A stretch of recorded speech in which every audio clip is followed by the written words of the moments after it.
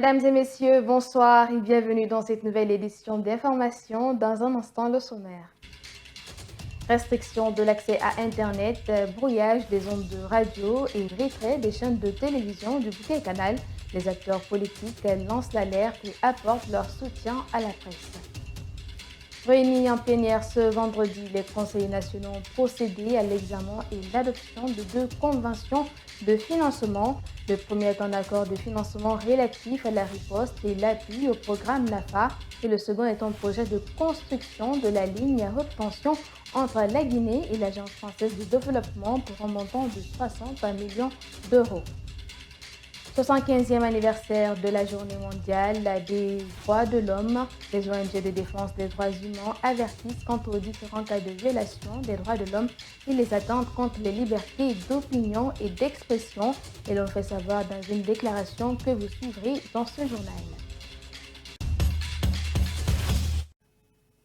Après Joma Media, Évasion TV, Espace TV et FM viennent d'être retirés du bouquet canal. Une décision prise par des commissaires de la HAC pour des raisons de sécurité nationale du pays. Elle a été exécutée via un courrier adressé à Canal+, exhortant de retirer ces deux médias sans délai et jusqu'à nouvel ordre. Dans le même registre, l'Union démocratique pour la Renaissance de la Guinée, UDRG, a tenu son assemblée générale hebdomadaire ce samedi à son siège. Plusieurs points à l'ordre du jour, notamment la restriction de l'Internet et la journée sans presse prévue pour le lundi 11 décembre. Dina Boutiam. Lors de son assemblée générale hebdomadaire, le vice-président chargé des affaires extérieures de l'Union démocratique pour la Renaissance de la Guinée n'a pas manqué de s'exprimer sur les maux de la société, notamment la restriction de l'Internet en Guinée. Pour lui, le gouvernement devait avoir un communiqué pour informer la population sur les problèmes qui ont causé cette restriction. Ce qui me fait mal, c'est qu'il n'y a pas de communication officielle pour informer les raisons pour lesquelles l'Internet a connu cette perturbation. En principe, quand vous êtes dans un pays comme la Guinée, si ça ne fonctionne pas, vous devez informer le peuple que ça ne fonctionne pas. D'après ce qu'on apprend, il semble que le câble qu'on a en Guinée, on n'a qu'un seul câble. Mais en principe, le gouvernement devait faire une communication officielle pour expliquer au peuple pourquoi nous sommes dans cette situation. La restriction de l'Internet n'étant pas le seul problème actuel, il déplore ce qui vit la presse et lance un appel. Une journée sans presse, c'est comme si on vivait une journée sans oxygène. Parce que c'est vous qui donnez l'information. C'est vous qui informez le peuple. C'est à travers vous qu'on apprend ce qui se passe. De bien comme du mal.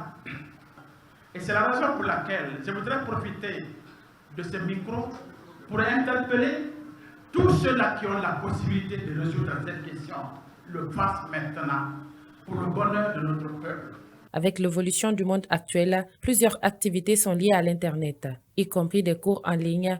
Il est aussi le moyen de communication des personnes séparées par des kilomètres. La restriction de l'Internet pénalise en quelque sorte chaque citoyen, a conclu Martin Loy.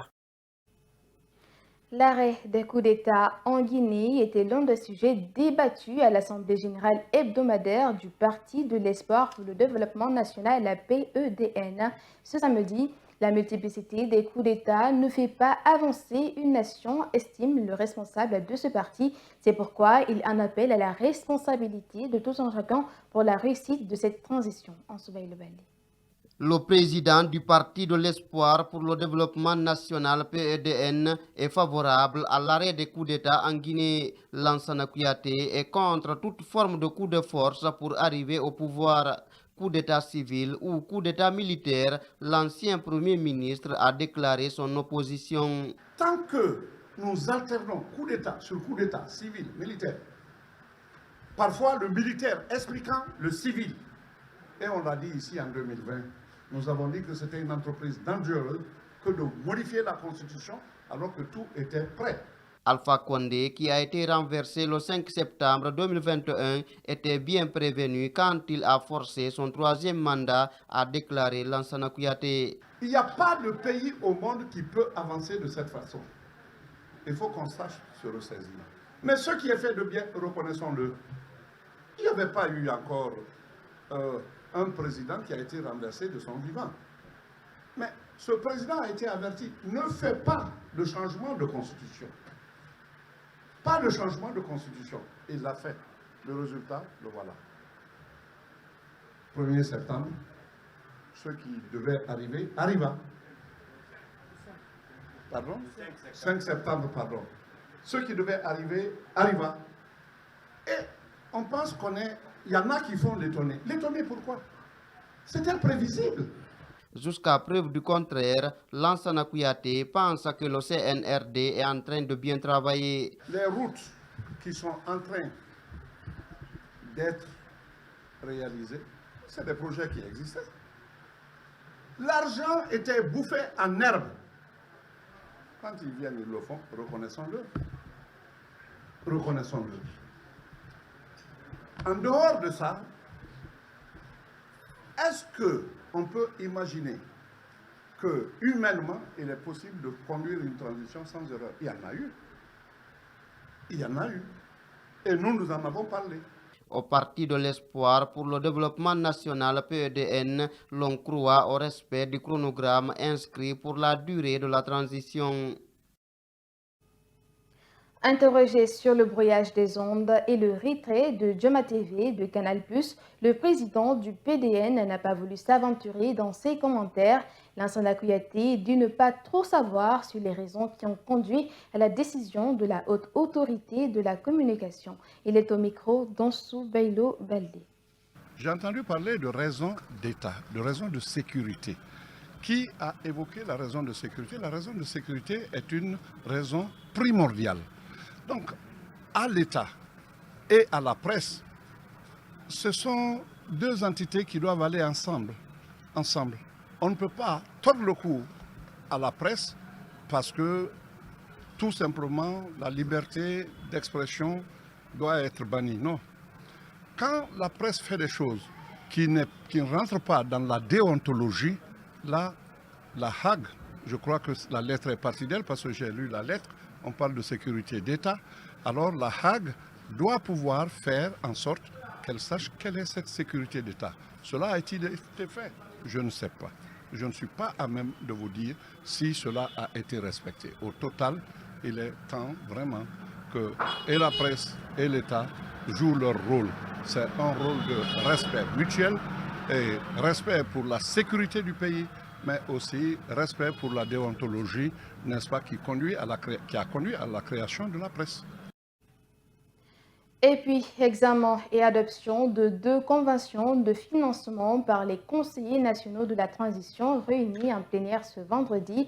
Il s'agit d'un accord de financement relatif aux ripostes et d'appui au programme NAFA entre la Guinée et l'Association nationale de développement pour un prêt additionnel de 80 millions de dollars américains et un projet de construction de la ligne à haute tension entre la Guinée et l'Agence française de développement pour un montant de 60 millions d'euros. Mariam Boibari. C'est un accord de financement qui porte sur un prêt additionnel de 80 millions de dollars américains. L'adoption de ce projet d'urgence de riposte et d'appui au programme NAFA va permettre de renforcer la protection sociale des couches vulnérables. Selon le rapport présenté par la conseillère Fadima Kamara, le projet initial a été financé par un don de l'Association internationale de développement à hauteur de 70 millions de dollars américains, mis en vigueur le 5 février 2021. Le présent prêt additionnel portera le financement total de l'IDA à 150 millions USD. Il servira à développer les éléments constitutifs d'un système national de protection sociale réactif au choc et à accroître l'accès des ménages pauvres et vulnérables à des filets sociaux sensibles au choc. Après 2 années et demie d'exécution du premier financement, les acquis se résument comme suit. Les activités de transfert monétaire TM conduites par l'ANIES depuis septembre 2020 ont permis d'accompagner 20 105 ménages éligibles au versement dans la zone spéciale de Conakry. En ce qui concerne le projet de loi relatif au financement du projet de construction de la ligne de haute tension Manéa-Linsan, Le conseiller Mohamed Kaba a précisé que ce projet va permettre aux autorités de résoudre la problématique de l'accès à l'électricité en Guinée. L'objectif final du projet vise à améliorer l'accès à l'électricité des populations sur le réseau interconnecté. Quant aux objectifs spécifiques, elles portent sur la connexion des régions de l'Est du pays, actuellement hors du réseau guinéen, au centre de production de l'Ouest, notamment le complexe de barrage Kaleta-Swatiti, à travers la construction de la ligne haute tension Manéa-Linson. Traversera 80 localités qui ne sont pas encore raccordées au réseau. Ces 80 localités traversées représentent environ 83 000 personnes. L'adoption de ces deux conventions de financement par la majorité des conseillers nationaux s'inscrit donc dans le processus de développement enclenché par les autorités. Dans l'actualité, toujours tuerie dans les manifestations spontanées en République de Guinée. Des citoyens s'interrogent et fustigent ces bavures. Face à la recrudescence de ces actes, ils interpellent les autorités à travers le ministre de la Justice, Aïcha Kamara. Les manifestations enregistrées ces derniers temps à Conakry font état de plusieurs jeunes tués sous l'effet des balles. La quasi-totalité de ces victimes sont des innocents qui trouvent la mort dans les circonstances non encore élucidées. Selon Aimé Christophe Koné, aucune raison ne peut être justifiée le fait d'ôter la vie d'un être humain. Aucune raison ne doit justifier la perte d'un être humain en vie humaine. C'est-à-dire qu'on ne devrait pas, quoi qu'il arrive, ôter la vie à un individu. D'autant plus que la Guinée, la République de Guinée, je dis bien, nous le disons que c'est un État démocratique, un État qui a pris des engagements. Pour cet avocat, tous les cas de tuerie et d'assassinat enregistrés, les auteurs ne sont toujours pas connus et les enquêtes ouvertes, mais sans succès. Quand on parle de victimes, c'est qu'il y a un auteur. Mais ici, quand ces cas-là arrivent, on ouvre des enquêtes qui ne sont jamais clos. Ce qui veut dire que les mêmes causes produisant les mêmes effets, puisque les auteurs d'hier n'ont pas été punis, il y a des candidats à commettre des crimes qui mettent leur idée en application. Et ce qui fait qu'au jour d'aujourd'hui, on a banalisé la vie humaine. Nous, en tant que défenseurs des droits de l'homme, nous demandons qu'on puisse quand même sacrer la vie humaine. La Guinée est signataire de la Déclaration universelle des droits de l'homme. Depuis la prise de pouvoir par la junte militaire le 5 septembre 2021, plusieurs jeunes ont été tués par balle dans les manifestations, pas que politiques. Lutte contre la violence faite aux femmes et aux filles, l'ONG Amnesty International Guinée et le ministère de l'Enseignement supérieur, de la Recherche scientifique et de l'Innovation sensibilisent contre le harcèlement en milieu universitaire. Ce samedi, ils se sont rendus à l'Institut supérieur des arts Morikanté de Doureka pour échanger avec l'encadrement et les étudiants autour du sujet. Reportage Mamadou Danouba. Cette fois-ci, c'est l'Institut des arts Morikanté de Dubreka qui a été choisi par Amnesty International Guinée et le ministère de l'Enseignement supérieur, de la Recherche scientifique et de l'Innovation pour parler du rapport sur le harcèlement en milieu universitaire. Cette campagne s'inscrit dans le cadre de la célébration des 16 jours d'activisme. Hadjambara Diallo est le chef service genre et équité du département de l'enseignement supérieur. Les universités regorgent beaucoup de jeunes. Et il y a, vous savez, dans tout environnement, il peut naître des conflits. Ces conflits-là peuvent déranger, disons, la quiétude et la bonne formation au sein des institutions. Ce qui fait qu'on s'est dit qu'il faut aller vers ces institutions-là. Amnesty International Guinée est le principal partenaire du ministère de l'Enseignement supérieur dans cette campagne de lutte contre les violences faites aux femmes et aux filles. Il y a non seulement des étudiants et étudiantes qui subissent le harcèlement, mais ils se sont rendus compte aussi durant l'étude qu'il y a aussi des enseignants et enseignantes, des professeurs qui subissent aussi le harcèlement. Les étudiants ayant pris part à cette sensibilisation sur le harcèlement ont accordé de l'intérêt au sujet. D'une part, l'horreur vient de nous. La manière dont on s'habille, ça attire les hommes. Donc on doit changer de comportement. Également aux professeurs, on est là pour apprendre, pas pour se faire draguer. Ils doivent également changer de comportement aussi.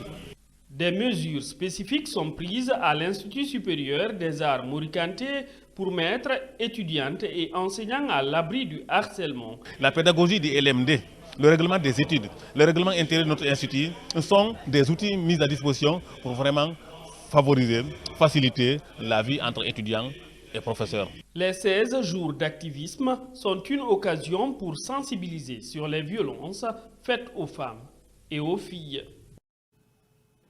Je vous le disais en titre, célébration du 75e anniversaire de la Journée internationale des droits de l'homme. Les ONG de défense des droits humains tirent la sonnette d'alarme. Dans une déclaration rendue publique ce samedi, elles ont interpellé les autorités de la transition sur les cas de violence des droits de l'homme et les attentes contre les libertés d'opinion et d'expression ces derniers temps. Suleiman Sow d'Amnesty International à Guinée est au micro de Mamadou Taneba. La célébration du 75e anniversaire de la Déclaration universelle des droits de l'homme en Guinée intervient d'une part dans un contexte d'incompréhension entre les autorités de la transition et une marche importante des acteurs et actrices sociopolitiques sur la conduite de la transition politique en cours, et d'autre part dans un climat d'insécurité croissante et de restriction de l'espace civique, plus particulièrement de violations des libertés de manifestation, d'information et d'expression se traduisant par l'interdiction systématique des manifestations pacifiques, le brouillage des zones de certaines radios privées et la restriction de l'accès aux réseaux sociaux sur l'Internet.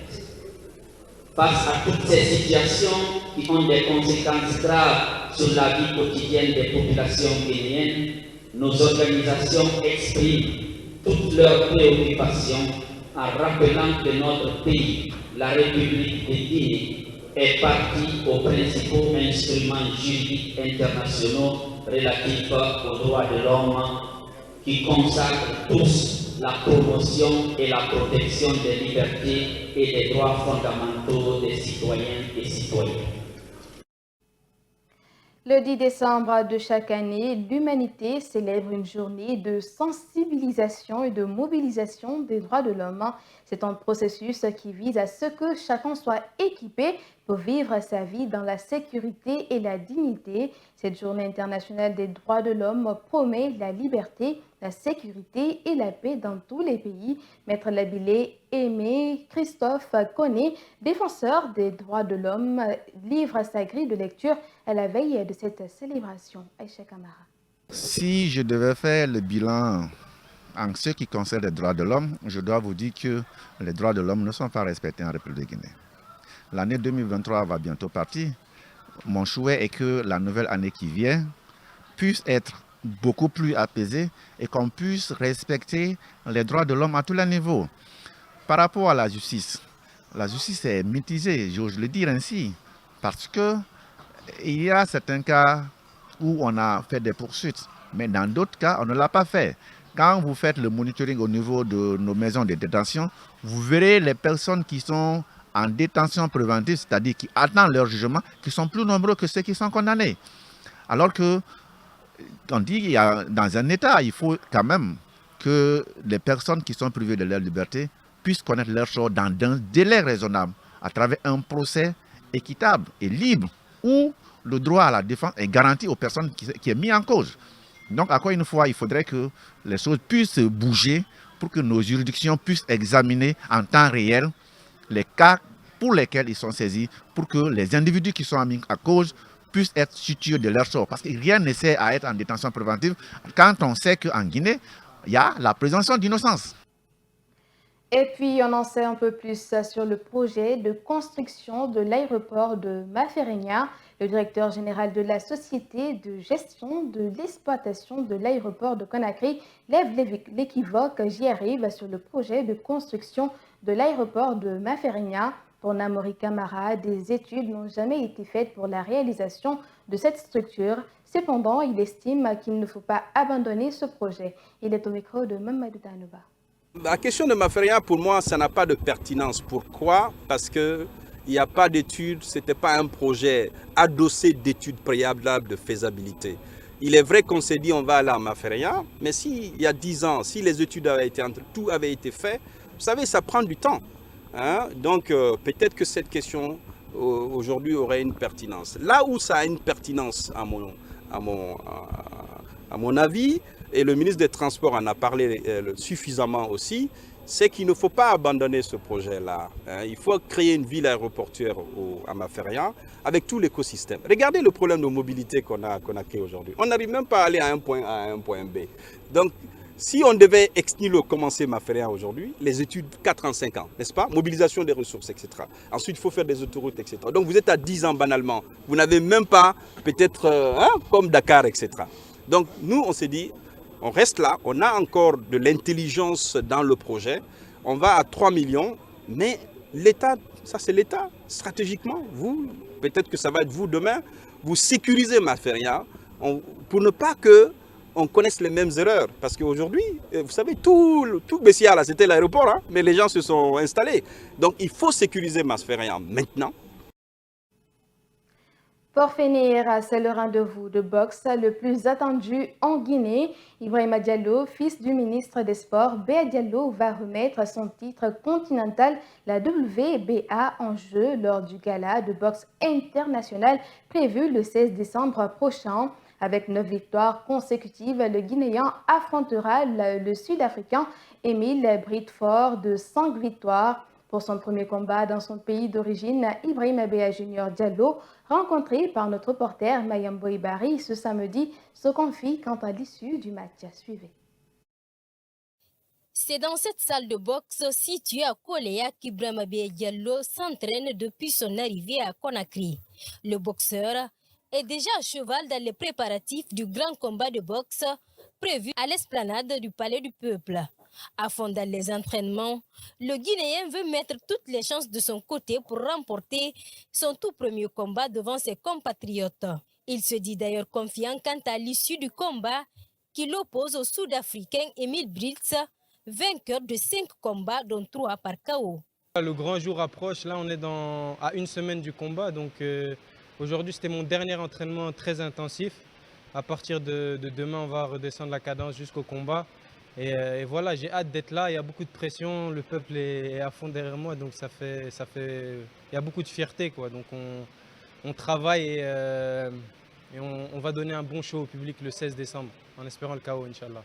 C'est le plus grand défi de ma carrière, donc voilà, aujourd'hui je me suis préparé en conséquence et voilà, on va faire le travail.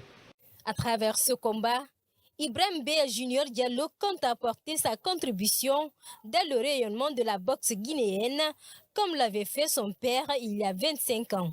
J'espère par les petits moyens que je peux apporter, réussir à motiver des jeunes à faire d'autres sports et avoir d'autres opportunités sur le continent. Donc voilà, moi j'espère que ce combat ce ne sera pas le dernier. J'espère pousser aussi une jeunesse guinéenne derrière moi qui va pouvoir derrière aussi performer dans ce sport et motiver d'autres jeunes, parce que je pense qu'il y a beaucoup de talent. Il n'y a pas beaucoup de gens qui connaissent la boxe, c'est ça en fait. Donc, et la boxe aujourd'hui c'est l'un des sports les plus bankable comme on dit, qui vend le plus au monde. Donc si on arrive à développer ça en Guinée, je pense que ça pourrait rapporter un gros plus à notre pays. Avec 9 victoires consécutives, le jeune boxeur de 25 ans compte sur la mobilisation massive de tous les Guinéens pour le soutenir lors de ce grand événement. Ainsi prend fin cette édition d'information. Merci de l'avoir suivi. Bonne soirée à vous.